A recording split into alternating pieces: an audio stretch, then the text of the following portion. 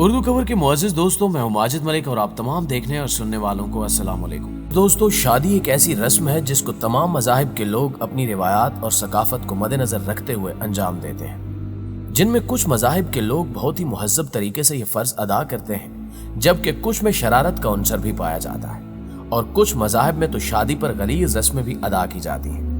लेकिन सबसे अहम बात यह है कि तमाम मज़ाहिब में शादी की तकरीब मुनफरिद और अलग अलग अंदाज से मुनक्किद की जाती है। आज की इस वीडियो में हम यहूदी मजहब में शादी के मौके पर होने वाली चंद अजीब रस्मों का जिक्र करेंगे, जिनको सुनकर यकीनन आपके दिल दहल जाएंगे। इसके साथ साथ यहूदी इज़्म में औरतों पर होने वाले जुल्म पर भी तफसीली बहस की जाएगी।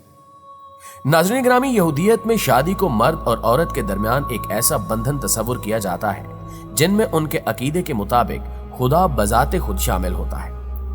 इनके यहाँ शादी का वाहिद मकसद अफजाइश नस्ल नहीं है, बल्कि इस अमल को अफजाइश नस्ल के रब्बानी हुक्म के पूरा करने का जरिया बताया गया है। इसी मकसद के पेश नजर जब मर्द और औरत शादी के रिश्ते में मुंसलिक होते हैं तो उन्हें यकजान दो कालिब समझा जाता है।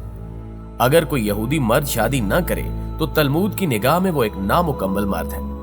यहूदियत के इज़्दिवाजी निज़ाम पर नजर डाली जाए तो मालूम होता है कि इनके यहाँ औरत का मकाम निहायत पस्त है, और इसकी वजह यह नजरिया है कि हव्वा ने आदम को ममनुआ फल खाने पर उकसाया और इसी वजह से वो जन्नत से निकाले गए, और इसी बिना पर औरत को मर्द की गुलामी, हैज जैसी नापाकी और हमल के दर्द की सजा मिली। यहूदियत में औरत की शादी खाविंद की खिदमत और औलाद पैदा करने के लिए है। अगर किसी के यहाँ कई साल तक औलाद न हो तो वो बिला झिझक दूसरी शादी कर सकता है, और इस काम के लिए उसे अपनी बीवी से कुछ कहने सुनने की जरूरत नहीं है। नाज़रीन ग्रामी, निकाह के कानून की तरह तलाक का कानून भी यहूदी रिवायात में औरत की मजलूमियत की दास्तान सुनाता है। यहूदी मर्द जब चाहे छोटी सी लग्जिश पर तलाक दे दे, और इनको यह हक मजहब ने दिया है। किताबों में मिलता है कि यहूदियों में शादी का तरीका बहुत सादा और दिलचस्प है, जिसमें मंगनी का ऐलान शादी से पहले कर दिया जाता है। शादी के दिन रोजा रखने को मुस्तहसन समझा जाता है। शादी की रस्म सपहर को मजलिस में अदा की जाती है, जिसमें कम अज कम 10 बालगों की मौजूदगी जरूरी समझी जाती है। मजलिस की इमारत में एक रेशमी कपड़े का शामियाना तैयार किया जाता है, जिसमें दूल्हा दुल्हन के हमरा आता है। फिर रब्बी एक गिलास में शराब लेता है और ज़ौजैन के हक में दुआ करता है, और उस गिलास को दूल्हा दुल्हन को दे देता है। ये लोग शराब चखते हैं और बाज औकात दूल्हा और दुल्हन ये शराब पी जाते हैं, और अगर दूल्हा और दुल्हन की झूठी शराब बच जाए तो यहूदी अकीदे के मुताबिक ये झूठी शराब उनको पिलाई जाती है, जो या तो शादी करने से डरते हैं या वो नामर्दी की वजह से शादी से दूर भागते हैं। इनके अकीदे के मुताबिक अगर दूल्हा और दुल्हन की झूठी शराब किसी नामर्द को पिला दी जाए तो वो जल्द उस नामर्दी से छुटकारा पा जाता है। फिर दूल्हा दुल्हन की उंगली में अंगूठी पहनाते हुए इब्रानी जुबान में कहता है कि देखो, तुम इस उंगली के जरिए सैयदना मूसा अलैहिस्सलाम और इसराइल की रसूम के मुताबिक मेरे साथ मंसूब हो चुकी हूँ।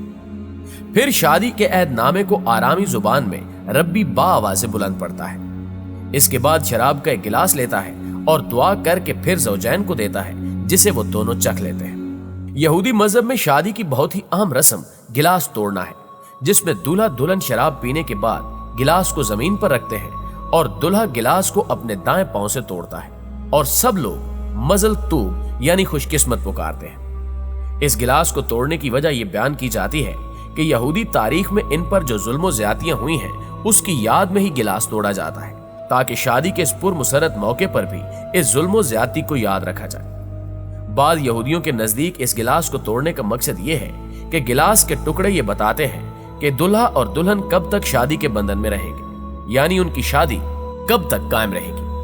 नाज़रीन ग्रामी, यहूदियों में एक और दिलचस्प रस्म अंजाम दी जाती है। इस रस्म में शामियाने में जाने से कबल दूल्हा बारातियों के साथ मिलकर खुशी के गीत गाता है, और दुल्हन जब उस शामियाने में दाखिल होती है तो उसका चेहरा नकाब से ढांपा हुआ होता है। उस शामियाने का मकसद बाज लोगों ने यह बयान किया है कि उससे दूल्हा और दुल्हन पर साया किया जाता है, और बाज लोगों के मुताबिक इसका मकसद यह है कि गवाह अच्छी तरह ज़ौजैन को देख ले। यहूदी शादी में निकाहनामा भी बहुत ही अहमियत का हामिल है। इसके बगैर शादी का तस्वुर भी नहीं किया जा सकता।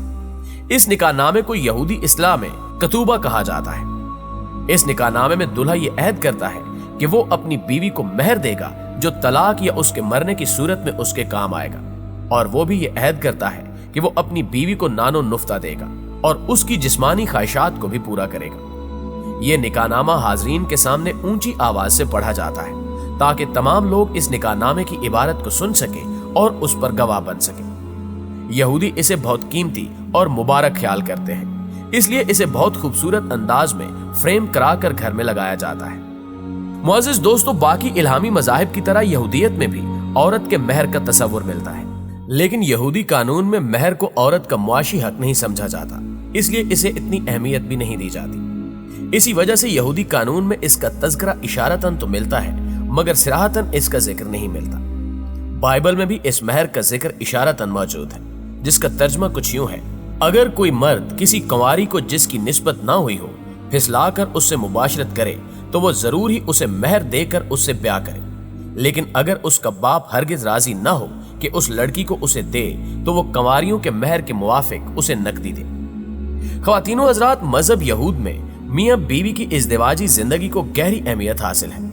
रिवायती तौर पर शौहर के फराइज में बीवी को सहारे के वसाइल फराहम करना शामिल है। इसका फर्ज है कि वो अपनी बीवी को नानो नुफ्ता फराहम करे, बदले में वो अपनी बीवी की आमदनी का भी मुस्तहिक है। ये बीवी का हक है कि अगर वो चाहे तो अपने शौहर को नानो नुफ्ता से आजाद कर सकती है और अगर वो चाहे तो उसकी आमदनी अपने लिए मांग सकती है। इसका इससे इस्तिस्ना हासिल है।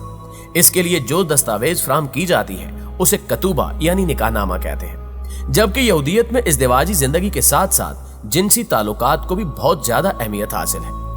खाने और कपड़ों के अलावा अज़दवाजी ताल्लुकात को औरत का बुनियादी हक कहा जाता है। इस फर्ज को इब्रानी जुबान में औना कहा जाता है। शादी में जिनसी रिश्ता औरत का हक है और मर्द की जिम्मेदारी।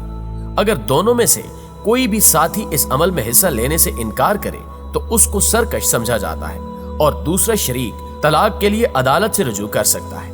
दोस्तों, यहाँ आपको बताते चलें कि यहूदी शरीयत में जब एक औरत की शादी हो गई तो फिर वो दोबारा शादी नहीं कर सकती, या अगर किसी यहूदी औरत को उसके शौहर ने तलाक दे दी तो फिर भी वो दोबारा शादी नहीं कर सकती और ना ही किसी मर्द को उससे शादी करने की इजाजत है। इनकी मुकद्दस किताब में है कि वो किसी फाशा या नापाक औरत से ब्याह न करे और ना उस औरत से ब्याह करे जिसे उसके शौहर ने तलाक दी हो। इसी तरह कई और मकामात पर यहूदी मर्द को हुक्म दिया गया है कि वो किसी मुतलका औरत से ब्याह न करे बल्कि किसी कंवारी लड़की से ब्याह करे।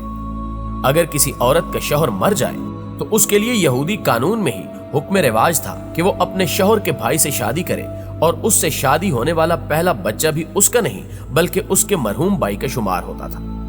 अगर उसके शौहर का भाई शादी करने से इनकार कर देता तो फिर उसे शादी करने पर मजबूर किया जाता और अगर वो फिर भी न मानता तो फिर उसको उम्र भर जिल्लत का सामना करना पड़ता।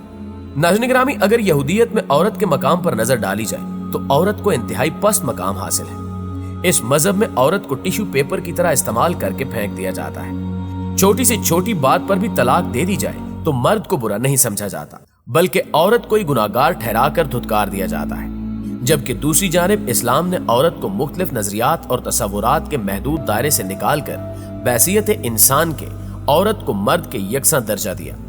इस्लाम के अलावा बाकी तमाम तहजीबों ने, खसूसन मगरिब जो आज औरत की आजादी, अजमत और मुआशरे में इसको मकाम व मनसब दिलवाने का सहरा अपने सर बांधना चाहता है, लेकिन इस मुआशरे ने हमेशा औरत के हकूक को सबूताज किया और औरत को अपनी महकूमा और ममलूका बना रखा।